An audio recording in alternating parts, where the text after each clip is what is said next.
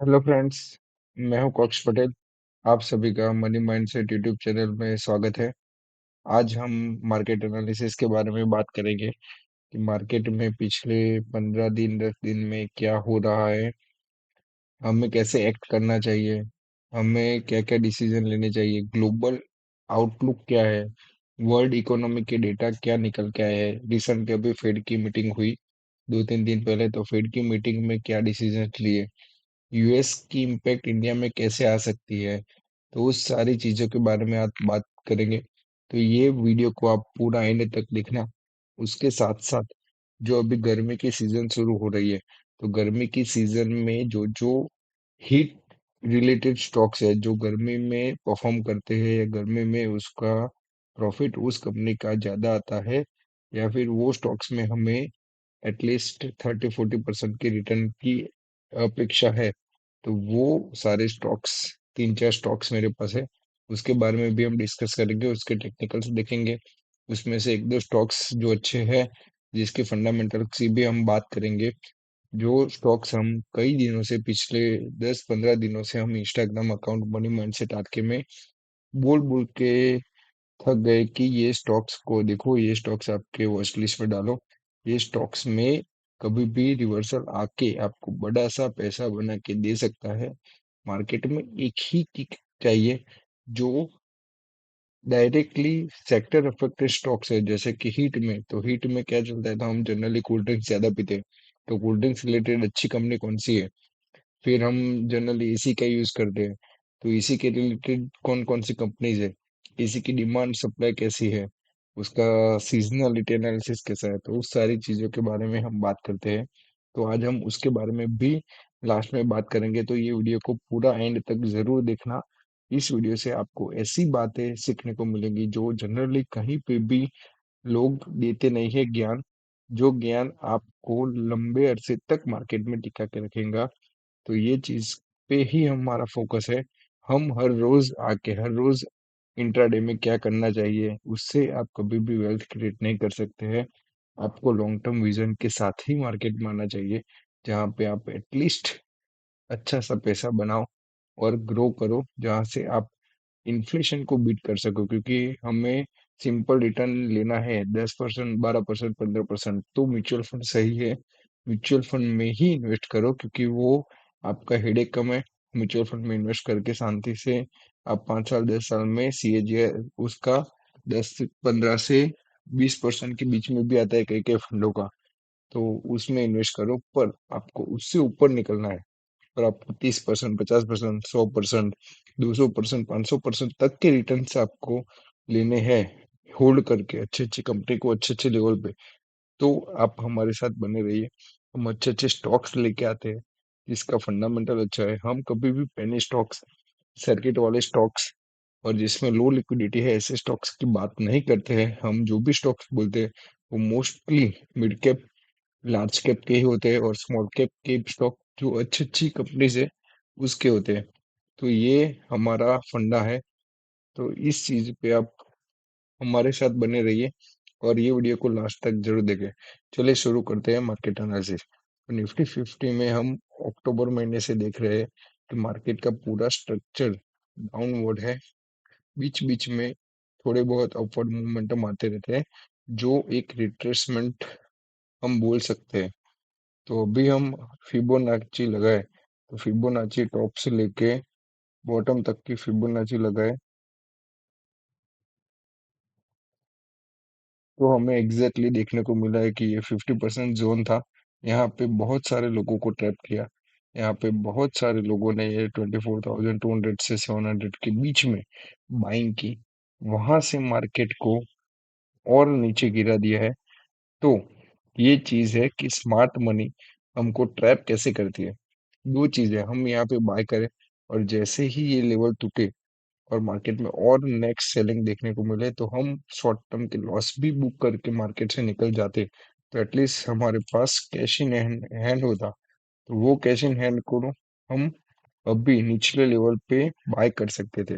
तो ये एक चीज है जहाँ पे, यहाँ पे रिटेलर, सारे रिटेलर को एक वीक तक उलझा के रखा कि मार्केट में रिवर्सल आ गया है, बाय कर लो, बाय कर लो। सबने बाय किया, वहां से सीधा नीचे। तो ये मार्केट का स्ट्रक्चर है। ऑलमोस्ट हमने दिसंबर जनवरी तक प्रॉफिट बुकिंग के लिए देख लिया था। तो ये चीज़ है। दूसरी बात है कि market constantly lower lows lower highs के स्ट्रक्चर के साथ नीचे जा रहा है। पिछले 7 दिनों से या एक हफ्ते से मार्केट एक रेंज में मूव कर रहा है। बट जब तक मार्केट ये जो लेवल है 22,800 उसके ऊपर नहीं निकलता और उसके ऊपर निकलने के बाद स्टेबल नहीं होता, तब तक मार्केट में हमें लॉन्ग पोजीशन बाय करने के लिए नहीं देखना है। हमें अभी शॉर्ट स्विंग ट्रेडिंग करना है, छोटे बहुत, जिसमें स्विंग ट्रेड में भी हमें टारगेट 15%, 12% तक ही मिलेंगे।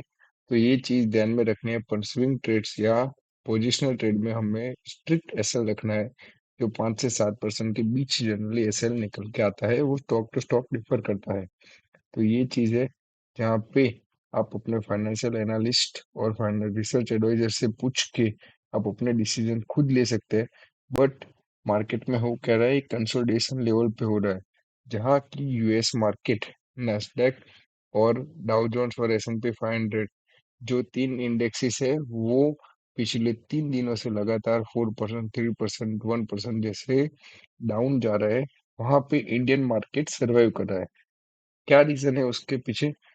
एक ही रीजन है कि यूएस में अभी इन्फ्लेशन का डेटा जो आ रहा है वो बढ़ता हुआ दिखाई दे रहा है। तो फेड की जब अभी पॉलिसी हुई, वो पॉलिसी में उन्होंने अपने रेट कट को स्टेडी किया है।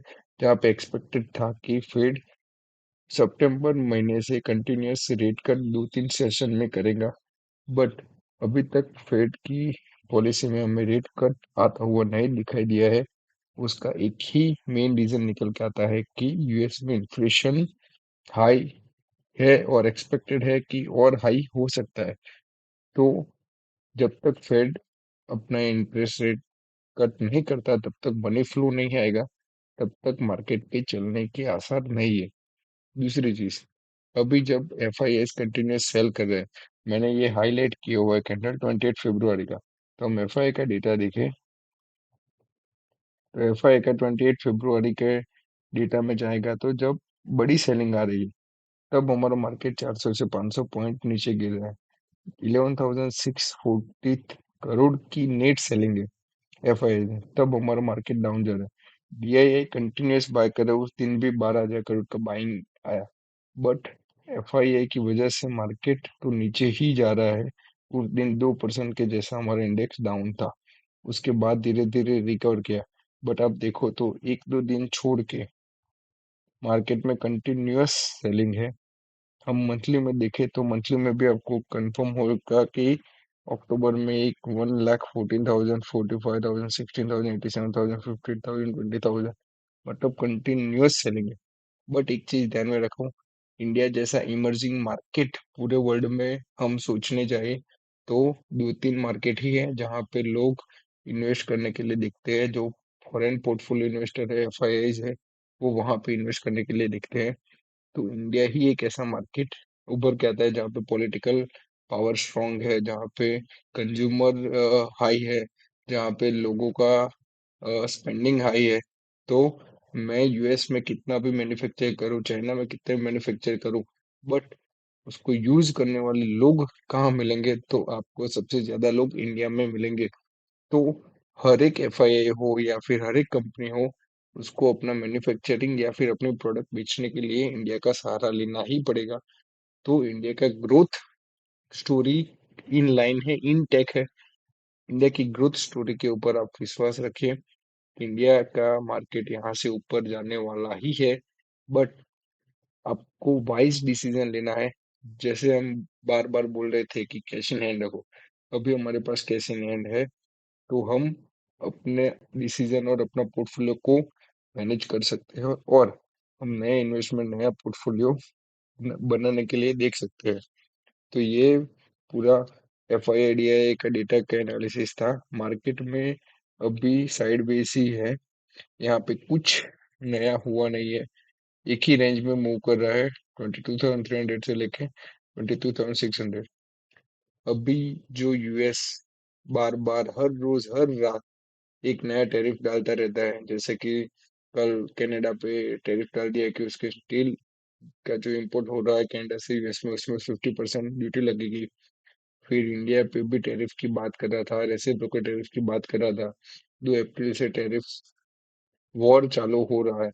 तो ये सारी चीजों का मार्केट में नेगेटिव इम्पेक्ट आता है। पर इंडिया में नेगेटिव इम्पेक्ट आएगा तो वो शॉर्ट टर्म इम्पेक्ट होगा, या फिर बोलते हैं कि 2-3 महीने तक ये और करेक्शन या फिर साइडवेज मोमेंटम चल सकता है। क्योंकि ये करेक्शन का रिवर्सल हमें आना है तो एटलीस्ट 22,800 के ऊपर निकल के स्टेबल हो। और फिर जो यहाँ पैटर्न चल रहा है, हाई राइज हाई लोज में मूव हो रहा है 20 EMA से ऊपर, तो वो मोमेंटम हम इंडेक्स में जब बनता हुआ दिखाई दे, तभी मार्केट में नए इन्वेस्टमेंट और फुल कैपिटल हमें डालना चाहिए। अच्छी अच्छी कंपनीज है जिसकी वैल्यूएशन कम हुई है, जो अच्छे चीप लेवल पे मिल रही है, उसको लॉन्ग टर्म के लिए ऐड करने के लिए देख सकते हैं। बट हमारा एक एक्सपेक्टेशन है कि मार्केट यहाँ से 21,800 तक आ सकता है, क्योंकि ये एक मेजर लेवल निकल के आता है। जब मार्केट को करेक्ट होना है तो 21,800 के लेवल पे उसने एक बार, दो बार, तीन बार, 4 बार सपोर्ट लिया हुआ है। तो ये एक लेवल मेजर है जहाँ पे एक और बार आ सकता है। तो इस लेवल पे आए तब आप अपने पोर्टफोलियो में, लॉन्ग टर्म के पोर्टफोलियो के अच्छे अच्छे स्टॉक्स है, जैसे कि एक नाम मैं अभी लेता हूँ, जो हमारे फेवरेट स्टॉक है, एबीबी है, सीमेंस है, टाटा कंज्यूमर है। तो ऐसे स्टॉक्स को आप इस लेवल पे लेने के लिए देख सकते हैं। बट अगर इस लेवल को भी तोड़ दिया तो मार्केट 21,100 और 200 के बीच का जो लेवल है वहां तक भी आ सकता है। तो ये चीज को भी आप ध्यान में रखिएगा, तब आप पैसा बना के मार्केट में लॉन्ग टर्म में पैसा बनाएंगे। दूसरी हम चीज देखते हैं, जैसे कि यूएस में S&P 500 का हम चार्ट देखें।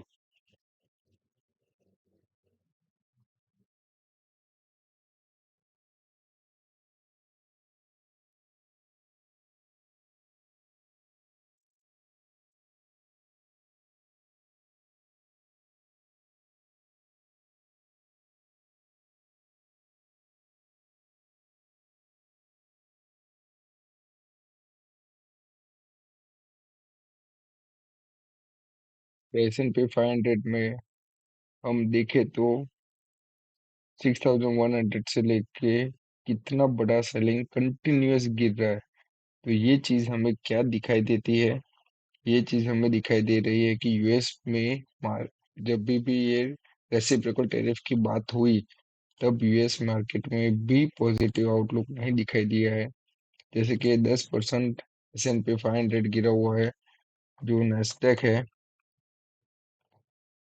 उसको देखे तो नास्डैक ने भी अपना जो सपोर्ट लेवल था वो तोड़ के ऑलमोस्ट 13% का लो बनाया था। अभी एक एक चीज को रिलेट करो कि नास्डैक 13% गिरा, तो आज हमारे आईटी सेक्टर में क्या हुआ उसकी हम बात करते हैं। तो हम निफ्टी आईटी देखते हैं। निफ्टी आईटी में आज बहुत ही बड़ा सेलिंग दिखाई दिया है।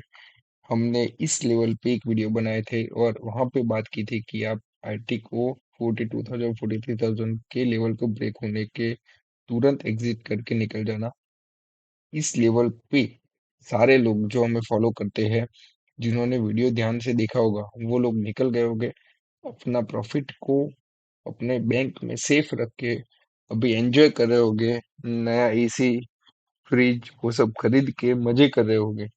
और जिसने होल्ड किया है कि यहाँ से ऊपर ही जाने वाला, ऊपर ही जाने वाला, क्योंकि होता क्या है कि बाय करना इजी है। हमें बाय करने के लिए सब लोग बोलेंगे कि ये स्टॉक ले लो, वो स्टॉक ले लो। निकलना कब है? वही इस गेम का सबसे बड़ा स्किल है। जो स्किल जिसको निकलने का आता है, जहाँ पे प्रॉफिट बुक करने का स्किल लोगों को समझ में आ जाए, वहीं पे लोग पैसा बना के मार्केट में निकल सकते हैं और वापिस से इन्वेस्ट करके वापिस से वहां पे वो लोग 40-50%, 100% का रिटर्न निकाल सकते हैं। यहाँ से आईटी सेक्टर डाउन होके आज आईटी सेक्टर ने ऑलमोस्ट 3% का इंडेक्स ने करेक्शन दिया हुआ है। तो इंडेक्स का 3% का करेक्शन मतलब हम एक दो मेजर आईटी के स्टॉक देख ले, जैसे कि कोफोर्ज है जो हमारा फेवरेट स्टॉक था, हमने इस अराउंड प्रॉफिट बुक किया था। देखिए 3% से कोफोर्ज डाउन है। फिर हम इन्फी को देखते हैं जो सबसे शहीदा स्टॉक्स है, वो भी आज अपने लेवल्स को तोड़ के 4% डाउन है। तो ये स्ट्रक्चर आपको दिखाता है। आप चार्ट बेसिक खोल के भी देखोगे तो आपको पता चलेगा कि स्टॉक्स में हो क्या रहा है। यहाँ पे सेलिंग विथ वॉल्यूम है। तो अभी कृपया करके आईटी इंडेक्स के स्टॉक्स से आप दूर रहिए। आईटी इंडेक्स में अभी जब तक रिवर्सल ना आए तब तक आप पैसा मत डालिए। और आपको डालना है तो अच्छी अच्छी कंपनी है आईटी के अलावा जो परफॉर्म करेगी, क्योंकि आईटी ऐसा बिजनेस है जो डायरेक्ट यूएस से रिलेट करता है। यूएस में कुछ भी डिसीजन आएगा, ट्रम्प रात को उठ के कोई भी अपना माइंड को चेंज करेगा, तो उसका सीधा इम्पैक्ट हमारे आईटी सेक्टर को आता है, क्योंकि हमारा आईटी सेक्टर का सर्विसेज मोस्टली यूएस में एक्सपोर्ट होता है। ये चीज को ध्यान में रखिए। तो आईटी से एटलीस्ट दूर रहिए। आईटी के अलावा अच्छे अच्छे कंपनीज है जो अच्छे अच्छे प्राइस पे मिल रही है, जो अच्छे अच्छे वैल्यूएशन पे मिल रही है, उसके बारे में हमें देखना चाहिए, नहीं कि आईटी के पीछे भागना चाहिए।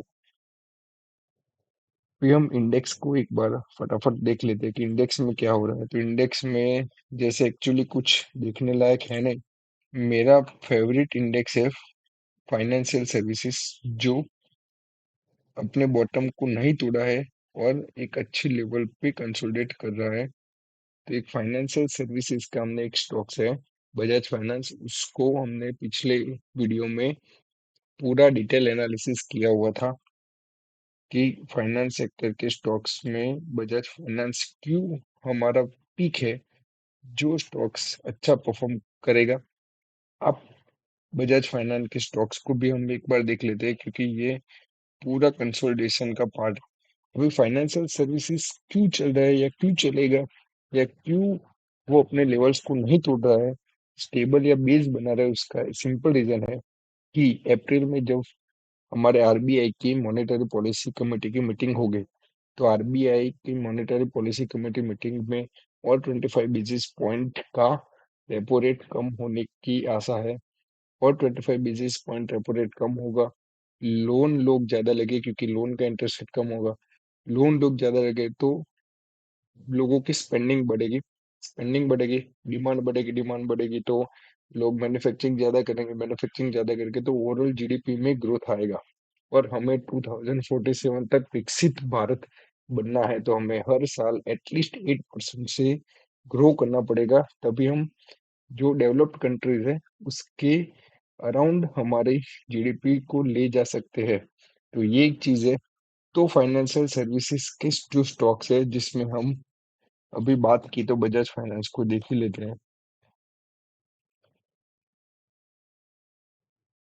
देखिए बजाज फाइनेंस की कोई और ही स्टोरी है, जहाँ पे बजाज फाइनेंस कंटिन्यूअसली एक रेंज में मूव कर रहा है और अपने हाइस को ऊपर शिफ्ट कर रहा है। जैसे कि ये लेवल है 8271, उसके ऊपर ही ये कंटिन्यूअस ट्रेड कर रहा है। हम अगर देखें तो जो यहाँ पे इसने बिग बार कैंडल बनाया था, वहां से लेके एटलीस्ट 38 डे, 37 डेज और 26 मार्केट डेज में भी वो एक ही रेंज में अच्छे से स्टेबल हो रहा है। तो ये चीज देखने लायक है कि हम कैसे कैसे स्टॉक्स उठा के आपको देते हैं। जो मल्टी ईयर ब्रेकआउट स्टॉक है बजाज फाइनेंस, जो आपको मल्टी ईयर ब्रेकआउट में दिखेगा। तो ये चीज है, हम कैसे कैसे यूजफुल इंसाइट्स प्रोवाइड करते हैं जिसके बारे में लोग बात नहीं करते हैं। अभी इसको 38 डेज तक होल्ड करना वो एक टैलेंट है कि जिसका होल्डिंग पावर अच्छा है, जो हर रोज जाके स्पेकुलेशन करना चाहता है, उसके बारे में हम कुछ नहीं कर सकते, उसको हम कुछ गाइड नहीं कर सकते। बट जो रियल में पैसा बनाना चाहता है और अच्छे अच्छे स्टॉक्स को होल्ड करना चाहता है, तो हम हमारे साथ जुड़ के हम उनको ऐसा पोर्टफोलियो बना के देंगे या ऐसा गाइड करेंगे कि जहां से वो अपना पैसा बनाएगा और मार्केट से लॉन्ग टर्म के लिए अपना रिश्ता मजबूत करेगा। अब हम लास्ट हमारा जो टॉपिक था उसके ऊपर आ जाते हैं। एसी के बारे में बात करते हैं कि एसी सेक्टर जो हीट वेव में सबसे ज्यादा डायरेक्ट इफेक्ट होने वाला सेक्टर है, तो उस सेक्टर्स के बारे में हम बात करेंगे कि उसके स्टॉक्स क्या कर रहे हैं। हमारा फेवरेट स्टॉक है अंबर एंटरप्राइज। देखिए अंबर एंटरप्राइज, यहाँ पे उसने रैली दी थी। टॉप से लेके हम बॉटम तक देखे तो वो 34% का करेक्शन दिया था। फिर जब उसने ये यहाँ पे एक हाई को अपने लोज को अपवर्ड मूवमेंट दिया, तो हमने अराउंड 5800 के अराउंड हमने इसको पिक किया था विथ एसएल ऑफ 5220। तो हम इसको लॉन्ग लगा के देख लेते हैं। हम इसके हाई को पकड़े तो 15% का हमने प्रॉफिट देखा था और 7.5% का एसएल बन रहा है, तो एटलीस्ट रिस्क रिवॉर्ड हमारा 2% तो मिल रहा है। कंटिन्यूअस अपवर्ड में मूव भी हो रहा है। तो ये चीज देखने वाली है कि अंबर एंटरप्राइज को इम्पेक्ट कैसा होगा। अगर आप न्यूज़पेपर पढ़ते हो, अगर आप कोई फाइनेंशियल सेक्टर्स के स्टॉक्स और फाइनेंशियल के कुछ न्यूज़ पढ़ते हो, तो वहां पे बार बार बोल रहे हैं कि इस बार एसी सर्विसेज और एसी कंपनीज को 20% अपने सेल्स में ग्रोथ दिखाई देगी। उनके पास एसी के जो मटेरियल्स है, जो रॉ मटेरियल्स है, उनकी शॉर्टेज है। तो वो शॉर्टेज और डिमांड ज्यादा होने की वजह से प्राइस ज्यादा रहेगी। प्राइस ज्यादा रहेगी तो ये सारे कंपनियों के क्वार्टरली रिजल्ट अच्छे आएंगे। क्वार्टर रिजल्ट अच्छे आएंगे तो ये स्टॉक्स उसके पहले ही उसकी प्राइस एडजस्ट कर देता है, रिजल्ट से पहले। तो ये चीज आप ध्यान में रखो। तो ये एक स्टॉक से दूसरा हम बात करते हैं ब्लू स्टार। देखिए ब्लू स्टार में कोई ऐसा बोल नहीं सकता कि करेक्शन में है। कंटिन्यूअसली अपने जो यहाँ पे बेस बनाया, ब्रेकआउट दिया, ब्रेकआउट से वापस से रिटेस्ट दिया, रिटेस्ट करके वापस से वो चलने का ट्राई कर रहा है। अभी ब्लू स्टार में एंट्री बनाने है। एक बिग बार कैंडल या बुलिश कैंडल दिखाई दे और एटलीस्ट 2116 के ऊपर का क्लोजिंग दे, तो हम ब्लू स्टार्स को भी ऐड करने के लिए देख सकते हैं। ब्लू ये सारे स्टॉक्स जो मैं बात कर रहा हूँ, वो सारे स्टॉक्स का हम एटलीस्ट 2-3 महीने 4 महीने होल्ड करेंगे जून मई तक। तो हम उन यहाँ पे 40%, 30%, 50% के अराउंड के टारगेट्स हम इसमें से निकाल सकते हैं। तीसरी एक कंपनी है वोल्टास। ये भी हमारे फेवरेट कंपनी है, टाटा की ट्रस्टेड ब्रांड है। जहाँ पे हम देखो तो कंटिन्यूअस 17 फरवरी से अपवर्ड मोमेंटम में ही है। Sideways upward, sideways upward. तो ये सारे स्टॉक्स हमें दिखाई देते हैं कि आने वाले समय में यहाँ पे हम रिटर्न निकाल सकते हैं। वीक मार्केट में भी ये सारे स्टॉक्स धीरे धीरे धीरे अप जा रहे हैं। तो ये सारे स्टॉक्स में अभी तक आपने कुछ सोचा नहीं है इसके बारे में, तो आपको सोचना चाहिए। जहाँ पे आप अच्छा खासा पैसा बना सकते हैं और अपने वेल्थ को वीक मार्केट में भी ग्रो करके अपने इलेक्ट्रिसिटी बिल को फ्री करके आप ठंडी मौसम में चिल पवन में कश्मीर का मजा ले सकते हैं। तो अंबर एंटरप्राइज का हम फंडामेंटल एनालिसिस भी कर लेते हैं, क्योंकि अंबर एंटरप्राइज का फंडामेंटल एनालिसिस बहुत ही बढ़िया है। जो मैंने आपको एक बार तिजोरी करके एप्लीकेशन वेबसाइट दिखाई दी, तो उस वेबसाइट में अच्छा फंडामेंटल एनालिसिस हो सकता है। अंबर एंटरप्राइज P97 का है।